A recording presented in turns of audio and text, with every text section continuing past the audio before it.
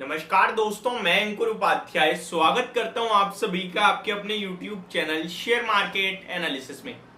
दोस्तों यहां पे मैं आप सभी के साथ एक ऐसे स्टॉक के बारे में बात करने जा रहा हूं जिसमें पिछले कुछ दिनों में अमेरिका से बड़ी नेगेटिव खबरें आती हुई दिखी हैं और इस शेयर के प्राइस में भी एक अंडर परफॉर्मेंस देखने को मिली है। आपको पीयर कंपैरिजन करोगे तो प्लस आज भी ये काफी ज्यादा नेगेटिव ओपन हुआ था, लेकिन उसके बाद रिबाउंड हो गया। उसके पीछे का भी रीजन मैं आप सभी के साथ शेयर करूंगा। पहले स्टॉक का नाम बता देता हूं। स्टॉक का नाम है इप्का लैब। अब इप्का लैब की बात करें, पहले आज का हम इसका ट्रेडिंग पैटर्न देख लेते हैं कि कैसा रहा है। तो स्टॉक में लगभग 1.5% की तेजी के साथ क्लोजिंग आई है। आज अगर आप ओपन देखोगे तो 700 रुपीज पे ओपन हुआ, 691 का लो लगाया और फिर वहां से कंटिन्यू ऊपर की तरफ ही भागा ये शेयर। ऐसा कुछ नहीं है कि ये शेयर बाइंग आ गई है या नेगेटिव खबर नहीं थी। खबर डेफिनेटली नेगेटिव थी, बट जब बाजार को पता चला कि ये खबर उतनी ज्यादा नेगेटिव नहीं है तो फिर स्टॉक ने बिल्कुल भी उस पर रिएक्शन नहीं दिया। प्लस पूरे फार्मा सेक्टर को देखेंगे आप तो आज टॉप गेनर थे फार्मा सेक्टर। स्टॉक स्पेसिफिक देखोगे तो वो 3 से 5-6% तक भागे हैं। तो अगर इप्का लैब भी 1.5% भाग गया तो कुछ ज्यादा नहीं भागा है, ठीक ठाक है। 29 लाख शेयर्स आज ट्रेड हुए हैं। एवरेज वॉल्यूम देखोगे तो लगभग अराउंड 8.5 लाख शेयर्स का है। बीते एक महीने की बात करूं मैं तो लगभग 7% के रिटर्न है, लेकिन अगर आप देखो वहीं थोड़ा बड़ा भी तो 3 महीने में 6% के नेगेटिव रिटर्न है, 6 महीने में 12% के रिटर्न है नेगेटिव, और अगर ईयर टू डे देखोगे तो 11.5% के नेगेटिव रिटर्न है। एक साल देखोगे तो 20% के नेगेटिव रिटर्न है, और 2 साल की बात करें तो 26% के नेगेटिव रिटर्न है। हाई से देखोगे तो आधे लेवल्स पे मिल रहा है ये स्टॉक ऑलमोस्ट। अब पहले मैं आपको बताता हूं खबर क्या थी। तो यूएस एफडीए से इनके एक प्लांट है, उस प्लांट पे इंस्पेक्शन हो रहा था और लगभग 8 ऑब्जर्वेशंस आए हैं, जिसकी वजह से ये स्टॉक आज आपको नेगेटिव ओपन होता हुआ दिखा। पीतमपुर में इनका प्लांट है जिसमें फॉर्म 483 जारी किया गया है, 8 आपत्तियां जारी करी गई हैं।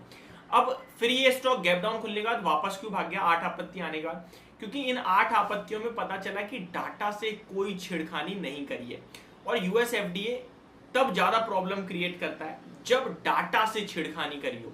तो डाटा सेम था, कोई दिक्कत नहीं थी, केवल क्वालिटी इश्यूज थे। इसके चलते उन्होंने कहा क्वालिटी सुधारो और स्टॉक का प्राइस उतना हेवीली नहीं गिरा है। लेकिन मैं आपको याद दिलाना चाहूंगा कि ये जांच तो अभी रिसेंटली 15 से 23 जून के बीच में हुई थी।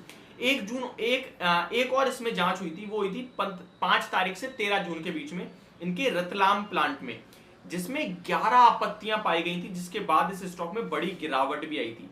अगर आप इस महीने की बात करो तो 11 वो 5 से 13 जून के बीच में जो जांच हुई उसमें मिली, रतलामपुर वाले प्लांट में 11 और 8 अभी मिली हैं, तो टोटल 19 आपत्तियां आ गई हैं। और इप्का लैब एक ऐसी कंपनी है जो लगभग 65% of their revenue comes from US.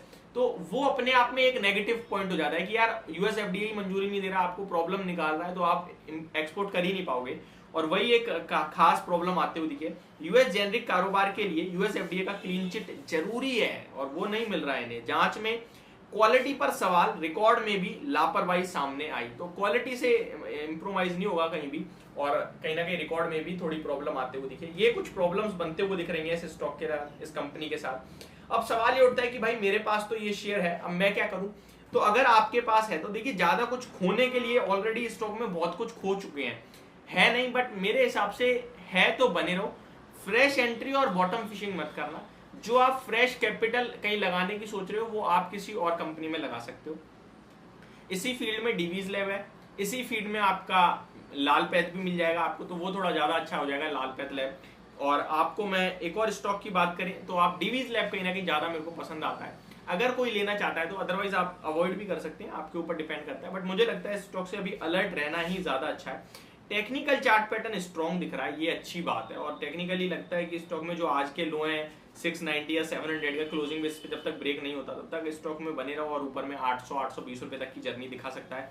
Technically ऐसा साउंड कर रहा है, बट खबरें नेगेटिव है, दोनों ही तरफ की मूव हो गई। खबर नेगेटिव, टेक्निकल पॉजिटिव। अब देखने वाली बात है कि कौन जीतता है। वैसे नेगेटिव खबर जो थी वो खत्म हो चुकी है, आज आ चुकी है, स्टॉक का रिएक्शन भी हो गया। आप टेक्निकल पे भरोसा करें तो फिर ये स्टॉक 780 to 800 जा सकता है। तो जिनके पास है वो बने रहे, फ्रेश एंट्री की राय नहीं होगी। तो ये मेरी तरफ से आपके लिए एक पूरी वीडियो, होप आपको समझ और पसंद दोनों आई होगी। Thank you so much for watching this video. Have a great day guys.